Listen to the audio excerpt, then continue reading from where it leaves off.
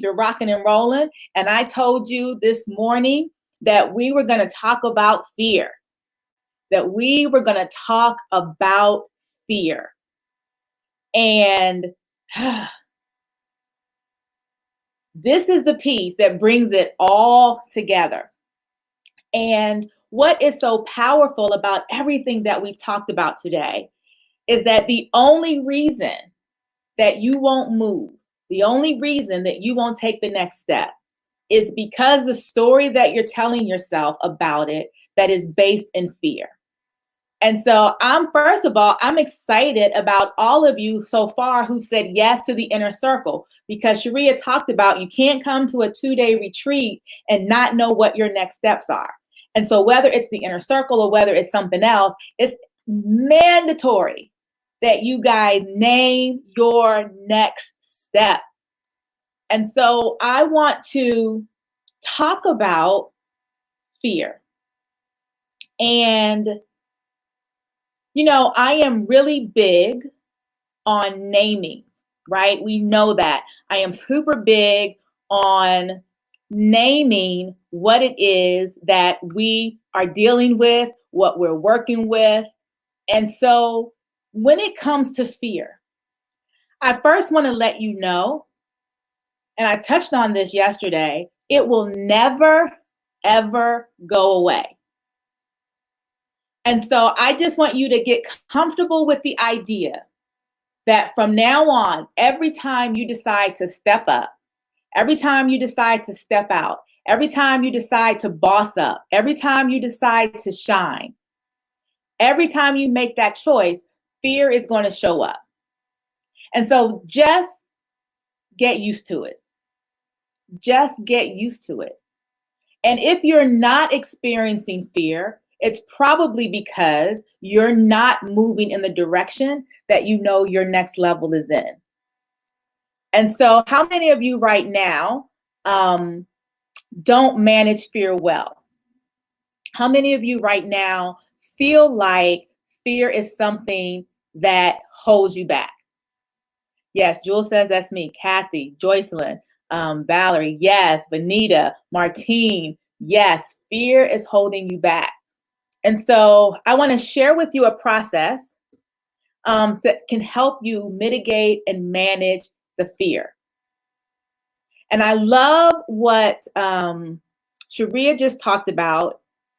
You have to do the work, right? Oprah said she did the work. And when Sharia said that, what I put in the comments area is that you must do the work, not hang around the community that talks about the work. And what I find sometimes is that people love hanging out in places like this because we talked about lying to yourself, because you lie to yourself. You tell yourself that by hanging out in places like this, you're actually dealing with your issues and you're actually working through the fears and the barriers and the things that are holding you back. But if all you do is hang around the work, hang around the community, but you never fully step in to the action that you need to take, then you are in a state of self-sabotage and you'll continue the cycle.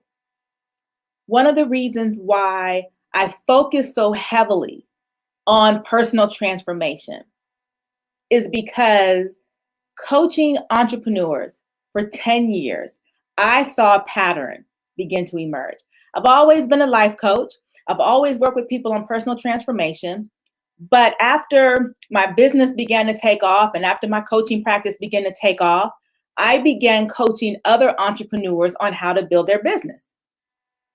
And I would start the coaching curriculum and we talk about, the 4 pillars of business. We talk about operations. We talk about marketing. We talk about sales. We talk about the financials. And we would put together a marketing strategy and we'd lay out the avatar and we'd talk about this is your execution plan. And then it's like, all right, it's go time. And what I found was 75 to 80% of the time, people didn't go. People didn't move. They did some of it, but not all of it. They did pieces of it that they were comfortable with and kind of left the other pieces alone that they were uncomfortable with. And then I saw something even more like amazing. I have been a coach so long that I am friends and colleagues and peers of so many other coaches. I have the privilege of supporting other coaches in their communities. And, Becky and Sharia, I have a long list of coaches that I love to serve their community and they love to serve my community. And what I would notice between Facebook and Facebook groups and some of these other coaches and communities I would go into, I would be like, I saw you in so-and-so's coaching program. And then I'd be like, I saw you in so-and-so's coaching program. And then I'd be like, okay, you were in my program, great. And now you're in this program. Okay, great, interesting. Okay. Now, be clear. I believe that you can graduate from coaches, right? A coach has a particular target market. You fit that target market. They coach you. You're no longer a part of that target market. You may need another coach and you move on. I'm not talking about that in terms of coaching. I'm talking about this person is doing a marketing strategy, you're in their program. This person teaching a marketing strategy, you're in their program. I have a marketing strategy, you're in my program. And I'm like, man, these people just hopping from program to program, from community to community. And I'm thinking, I know what these people are teaching. I know what they're coaching. And I know that we're pretty, a lot of the things we're sharing are, like, why are you jumping? Why didn't you do what you learned in that coaching program? Why didn't you do what you learned in her coaching program? Like you're hopping around, right, Martine, kind of like church hopping. And what I began to really realize is that for many people, being in coaching programs made them feel like they were doing the work. It's like, I don't want to face the real issue. I don't want to face the real challenges that are holding me back, the internal barriers. I need another funnel. I need another marketing strategy. I need another email campaign. Now, mind you, you have not executed the email campaign, the marketing strategy from the last 2 or 3 things that you got, but you just need something new. And here's what I know. There are a lot of ways, and I'm just using entrepreneurship as an example, but you can think about people who job hop. You can think about people who relationship hop. You can think about people who friend hop, right? And so you haven't even done what it is you know to do, but you've convinced yourself you need something else. And the only reason you convince yourself you need something else is because what it is that you have to do got too hard. Ooh, that was too hard. I need to go find someone else. Go find another way of doing it. And that's when you are really self-sabotaging yourself. You're really self-sabotaging yourself. And so I'm going to challenge you today to ask yourself, where have I been lying to myself, telling myself I've really been doing the work, but what I've really been doing is hanging around the work. And now I'm ready to move through and discover what these things are that are holding me back. And all of those things are based in fear. And fear will always come up and fear will always happen. And so I want to talk to you about how to deal with fear. Because I discovered by watching people hop around that what they really needed was an internal transformation. Because once they got the internal transformation, they would begin to experience the external results. Because you know what? All the strategies work.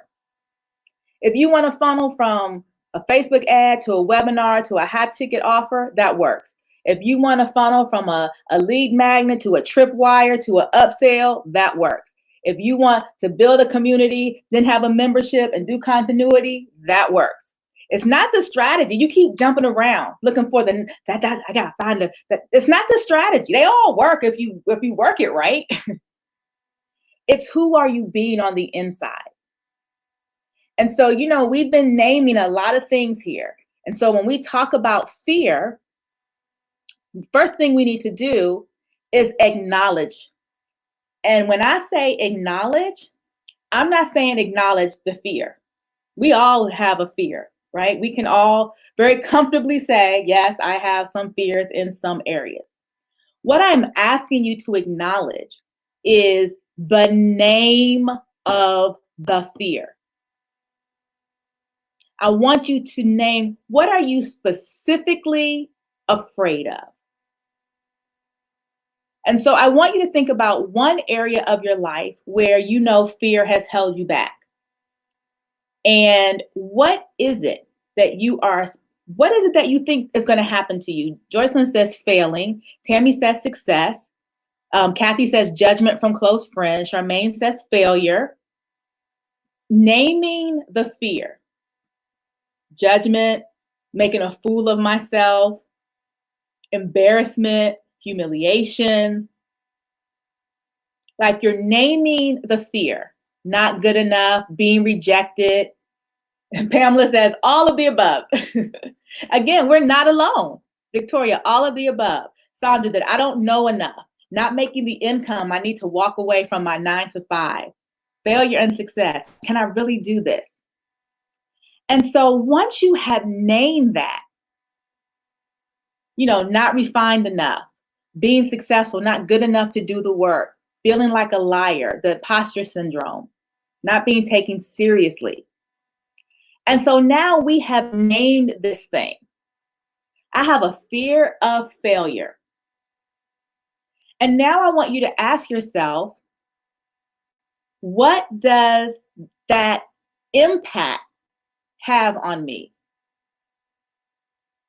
So if I do this thing and I fail, what is the impact? What does that literally look like? What does that literally look like?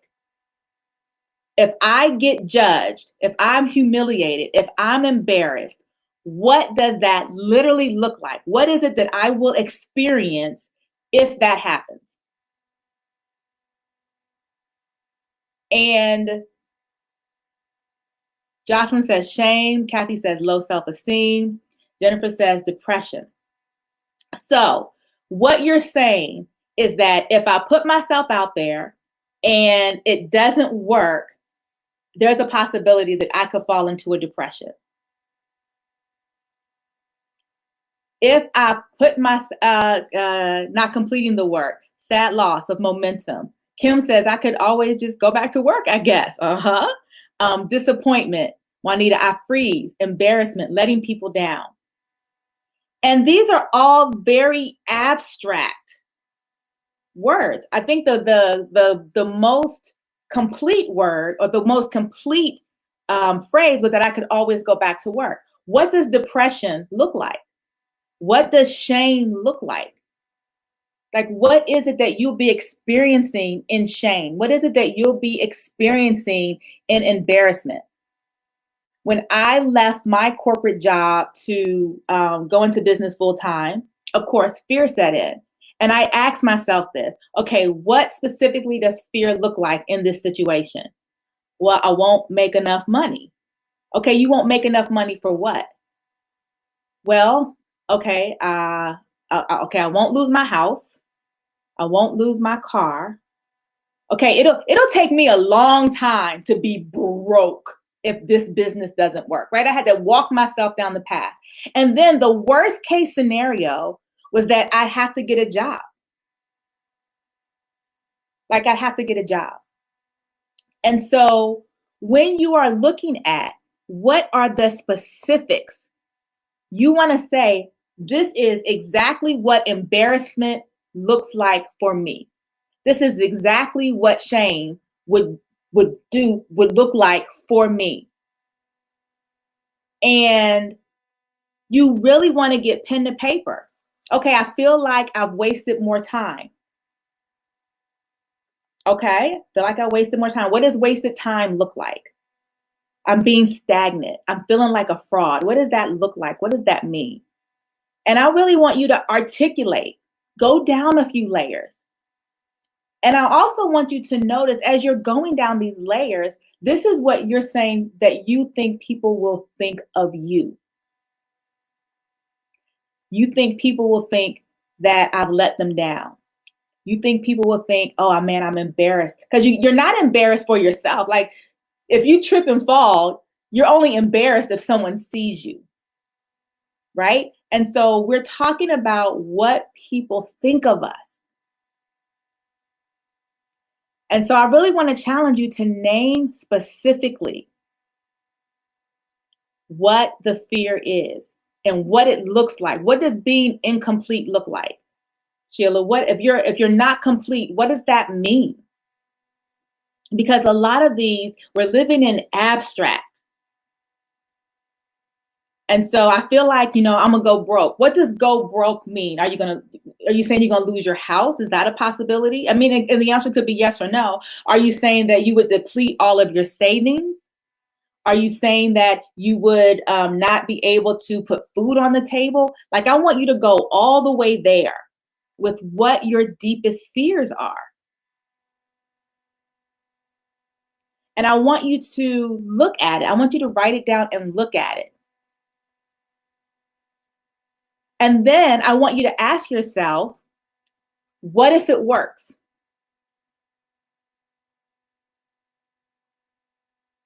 What if it works? What if you do that thing and it works? We always will default to what can go wrong. That's a mindset. We talked about, your mindset. When you default to what could go wrong, that's a mindset issue. My default is what's going to work? How are we going to make this happen? And I'm willing to be embarrassed. I'm willing to be shamed. I'm willing to, because I believe that the thing I want is purposed for me. Is purposed for me. And so when you look at what are you afraid to do, if it's something that's tied to your purpose, if it's something that's tied to your legacy, if it's something that's tied to your mission, you cannot just ask yourself, what if it doesn't work? You have to ask yourself, what if it works? And so you first have to acknowledge it. And once you have the what if it works, right? Now I see, what if it works? What if it happens? What if it works? When you can write down what if it works, that is your new conversation. That's when you start to change your self-talk.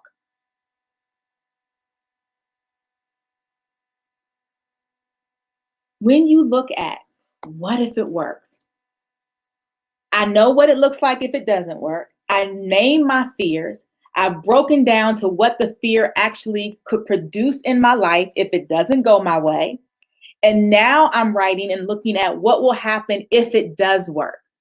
What will happen if in the midst of my fear, I do it anyway? What's the best thing that can happen? And that is the conversation you have with yourself. That is what you begin to talk to yourself about. And yes, if it works, Deborah says, many will be blessed. Patrina said, switch light bulb moment for her. Choice says, I just touched her soul. Because we cannot get away from the fear. I just want you to understand that it's not going to go away. All we can do is name it, acknowledge it. We can even thank it for being there. Listen, fear is an emotion given to us by God to warn us of impending danger.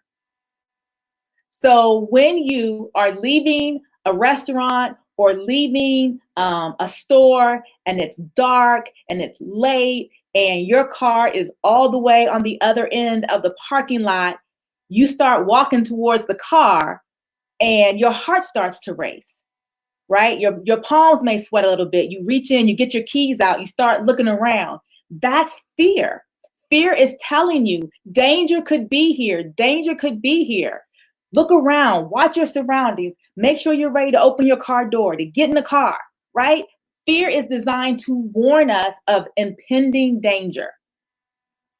And we know that when that fear comes up in situations like that, we react. Okay, let me make sure ain't nobody around me. Let me get in my car. Let me lock the door. That is the job of fear. And so when you have been living in your comfort zone, when you have been hanging out in self-sabotage, when you've been hanging out and not trying, when you've been hanging out and not thinking it's going to work out, that has actually become your way of life. That is your comfort zone. You are comfortable not taking a chance. You are comfortable not stepping out. You are comfortable not putting yourself in a position where you could be embarrassed or you could be seen as stupid. That is your comfort zone. And so now, after you experience something like this, you tell yourself, okay, I'm stepping out. I'm going to write that book, Juanita says. I am going to do those Facebook Lives. I'm going to ask for that promotion. I am going to share my story. And you're excited and you're motivated and you really want it. And so then you get up and you start to move. And man, fear goes, danger, danger, danger. What are you doing? You're coming out of our comfort zone. You're coming out of the safe space. No, no, no. We have trained our mind, body, and spirit that we are safe and sound inside of our not trying, inside of our too afraid. Like, this is where we live. Like, what are you doing? And fear goes, danger, danger. You're going to step out there, and that's not what we do. And so you have to acknowledge it, name it, and start changing your self-talk. I know fear. I know we said I was going to write this book 5 years ago. I know fear. We said we was going to launch that YouTube channel and I never did. I know we've been chilling on the couch with these talking and not walking. That's our comfort zone fear. But I've decided today that I want to create a new normal. I want to create a new comfort zone that allows me to step out there and risk the embarrassment, step out there and risk the shame, step out there and risk the failure. Because my option is to either risk it or to keep snuggled up in my comfort zone with fear. And fear, comfort, your comfort zone is not going to make it easy for you. I love the biology of our body, right? Our body always looks for shortcuts, right? Our brain has the ability to maximize its efficiency. And one of the best examples that shows how your brain maximizes efficiency is if any of you have a commute to work, or maybe you have a commute to your child's school, or maybe you have a commute to a meeting or your church. Have you ever gotten in the car and then you look up and you're like, man, I don't remember turning on this street. I don't remember did I already pass the shopping center? Like, and now you're like here. Because you've done it enough times that your brain doesn't really need your participation. And so you look up and you've already passed it. Like, have you ever said, I'm gonna stop at CVS before I get home? And next thing you know, you home. Like, you didn't even see the CVS. That's how efficient our brains can be. And so now your brain has been like, oh, this is what we do. We don't try. We talk, but we don't do. We hang around communities, but we don't do the work. This is where our comfort zone is. We don't want to fail. We're not going to try. And then they convince you, fear will tell you, and it's okay. It's okay. You're not doing too bad. You got a roof over your head. You got a job. I mean, it's okay. And then you come to something like this and you acknowledge and you start to change your self-talk. Man, I'm only going to speak the language of it working out. I'm only going to speak the language of forward movement. I'm only going to speak that which I want. and you start to speak it. And your brain is like, that's not what we say. Your brain is like, no, we complain. Your brain is like, no, we ignore the truth. No, we don't be happy for people. You've trained us to be this. And so now your self-talk is challenging what your comfort zone has been. And in order for you to break up with your old self, you have to take that self-talk and you have to turn it into new habits. You have to force feed your mind, body, and spirit new habits. You got to force feed it because the efficiency of your brain, the old mindset, they are lazy. They don't want to work to change.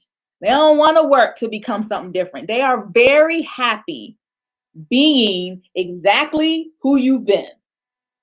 And so you have got to force feed. You got to break up with those old habits, those old behaviors, those old thoughts, and you got to force feed it. Have you ever told a child, you're not getting up from this table until you eat that broccoli? You're not getting up from this table until you eat those peas. Have you ever said that? Have you ever said you can't go outside until you do your homework? Have you ever said, oh no, you're not going over so-and-so's house until you clean your room? Right? And you've been told that. That's how you have to be when it comes to managing fear. You have to force feed your new habits. I am not leaving this room until I clean off my desk. You got to force feed it. I am not going to bed until I do a Facebook Live. I don't care if it's 11:59 p.m. and I'm still sitting here going, I need to do a Facebook Live. You got to force feed. Your old habits, your old comfort zone, they don't want to give it up. It's been too easy. Life has been too easy. Why you want to complicate things? And so you need to think about today, what do you need to force feed? We all know a morning routine matters. We know technically in our head that we should wake up and we should meditate or pray. We should drink our lemon warm water as Mona taught us yesterday. We should take a few moments and express our gratitude. I don't think anybody in this group would argue that that's the way you should start your day. But your old self, man, they like sleeping till 7 or 8. Your old self, they like to wake up, roll over, and see what's happening on Instagram. Your old self likes to wake up and turn on the TV. Why we got to change? This ain't so bad. You got to force feed a morning routine. And I'm telling you, we talk about that scripture. You take it by force. Your biggest battle to your mission-driven, purpose-driven life is who you already are. That's your biggest opponent. Your current self is your biggest adversary because they don't want to give it up. They don't want to give it up. And so what are you going to start force feeding? Look at your business. Look at your finances. Look in your relationships. You already know right now, okay, this thing right here, this task, this to-do list, I'm force feeding this starting today. We will not live another day this old way. And I'm not saying you got to change everything right now. We talked about that yesterday. We only talking about the 1 or 2 areas that are your priorities. I'm about to force feed. Old self, you will not keep me from my future. I refuse. I refuse to give my future to you. Not today. Not on my watch. Yes, Deborah says she is eating the broccoli. Yes. Thank you, Mikhail. When kingdom of God suffers violence, the violence take it by force. Listen, we have suffered long enough in the areas where we have allowed fear to hold us back. And we have conditioned our mind, body, and spirit to be comfortable living in the fear. And today we make a decision that if it's coming down between my new self and my old self is going to lose, hands down. And I am ready to force feed. And the good news is that when you start force feeding enough, again, your body, your brain, they just want efficiency. They just want the easiest path to getting it done. When you force feed those habits enough, your brain will say, man, I'm spending all this energy fighting this woman about getting up early. We used to get up late. Now, every day, she is force feeding me 5 a.m. She is force feeding me 6 a.m. You know what? It's just easier on me to just go with the 5 a.m. Your brain is like, listen, we just going to go with the 6 a.m. Let's not even fight it no more, because it's more efficient. It's more productive for your mind, body, and spirit to line up with your new habit than to keep fighting to hold on to the old habit. But if you don't have that period of force feeding, you'll never get there. This is what we call doing the work. And then once you start that force feed, you got to walk, talk, and act as if victory is already there. Victory is already there. I may not have fully experienced it, or it may not fully have manifested, but I'm going to act as if my victory is already there. What does that look like?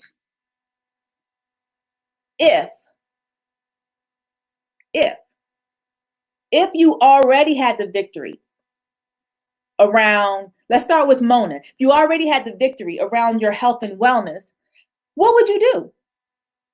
Because someone who already has the victory in that area acts a certain way. That person, they always drink the lemon water. That person always gets enough sleep at night. That person also always limits their intake of media and news and social media. Like, what if you already had the victory of money mastery? Let's go to Becky. If you already had the victory of stewardship over your money, how would you act? Would you be pressed about labels? Would you be pressed about trying to impress so-and-so or the Joneses, or what you think you got about that? Like, that's not how people act who just master stewardship. What if you already had the victory of having people learn from your story? Let's go to Sharia. What if you already had the victory of helping people see what's possible for them because you already decided, I'm sharing my story? Acting as if. Let's talk about Nikki. What if you were someone who had a clutter-free home? What if you were someone who set their rooms up to bring in the sacred space that it was created for? What would you be doing? Those people, they put away their groceries when they come in the house. Those people put away their clothes and hang up their clothes when they take them off. Those people clean up in the evenings, make sure they've put away all the dishes. Like, what would you be doing if you were already there? And so when it comes to fear, you are in for the fight of your life, because you've already convinced the efficiency of your body, mind, and spirit that you are a certain way. And now we got to take it back by force. By force. And the fifth part of shifting your mindset is being in a tribe of consistency. Now, you can do the work and hang around the community in the work. When you get isolated, that's when your mind can play tricks on you. When you separate yourself, when you're not in community, when you're not in a tribe, when you don't have your sisters and sister friends and all of those people surrounding you and helping you, you are subject to start having a conversation with your old self. And depending on where you are in the force feeding process, if you start getting in the conversation with your old self, you might get beat up. You might have a setback. And so you want to protect your newfound fear freedom. And the best way you can protect yourself is to acknowledge it, to change your self-talk, to force feed new habits, to act as if, and then maintain community in a tribe of consistency. Woo! Yes, people of like mind, so helpful. Tammy says, yes, Doreen, I am beat up. Yes, D, master stewardship. Yes, Maureen, this is the bow on the retreat. Yes, Sheila, wow, preach. Nothing just happens. Nothing. It is only your commitment to the work, to doing the work, that actually produces the results that you want.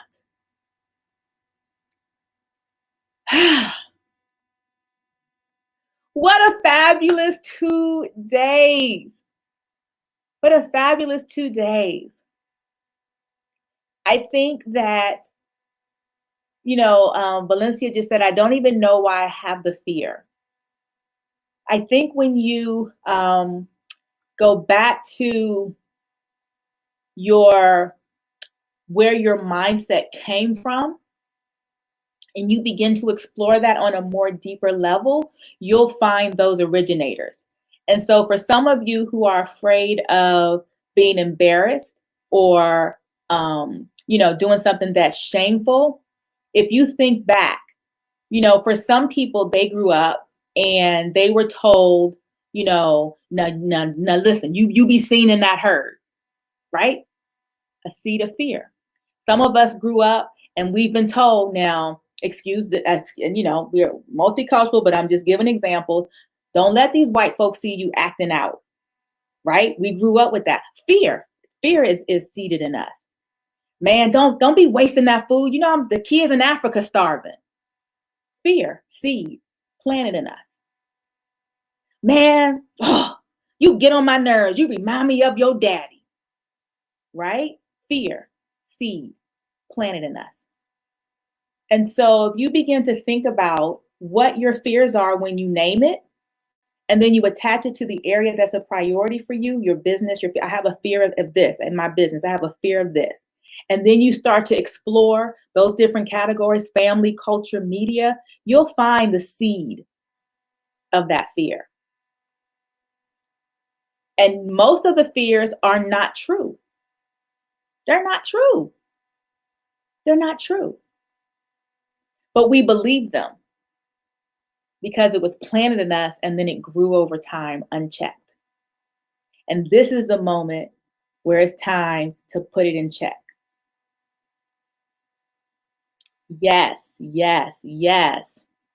And so as we wrap up these 2 days, when you think back yesterday, today, Becky, Nikki, Mona, like what's that big takeaway that you're really leaving with, that really just, spoke to your soul? Astana says, as usual, powerful 2 days. It took me all this time to get this, Juanita says. D, put the fears in check. Sheila, my fear is not from family, but one I told myself. And you told yourself that for a reason. What was the experience, the situation? What happened that put that in you? Yes, Deborah says, my biggest fear as I age, do I still have time? Oh my goodness, do you still have time? Yes, just accept it. Yes, you got time. Yes, just accept that. Don't even ask yourself that again. Yes, I have time. Yes, Danielle, now is the time for permanent change. Renata, I have to force feed myself daily. Sharika, how to declutter my space. Phyllis, you get what you believe. Tammy, do the work. Angela, clear the clutter. Shall choose to be in alignment, at peace, and obedient. Yes, yes. My takeaway, Maureen says, is bigger. Denise, I am going to force feed myself. Awesome, awesome, awesome. Man, oh, my heart is so full. I cannot thank you guys enough for being a part of my very first Radical Success Live virtual retreat. I have had an absolute blast. I loved every moment I got to spend with you guys. It has been more than I ever could have thought or imagined. Yes. Deborah says she loved the tongue kiss analogy. Absolutely. And so this is the end of the retreat, but it is not the end of us as part of the Team Radical community.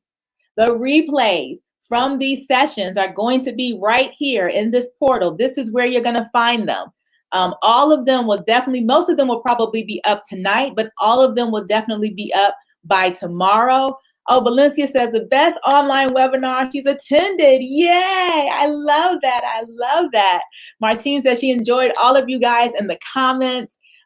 We are not done yet with being community. And so I want to remind you, we don't have a Facebook group, we have an app group. So make sure you download the app, log in, set your password, communicate in there, share in there. I'm going to be in the app as well inside of the community. Secondly, if you want to be a part of the inner circle, by all means, definitely take advantage of our 2 months for $2. Hannah says she was invited and has been blessed beyond measure. Oh, I'm so glad. Thank you to everyone who invited somebody, who shared this with someone who didn't know anything about Radical, who didn't know anything about Doreen, and now we are here, part of this one big, amazing community. Thank you guys so much. I appreciate each and every one of you.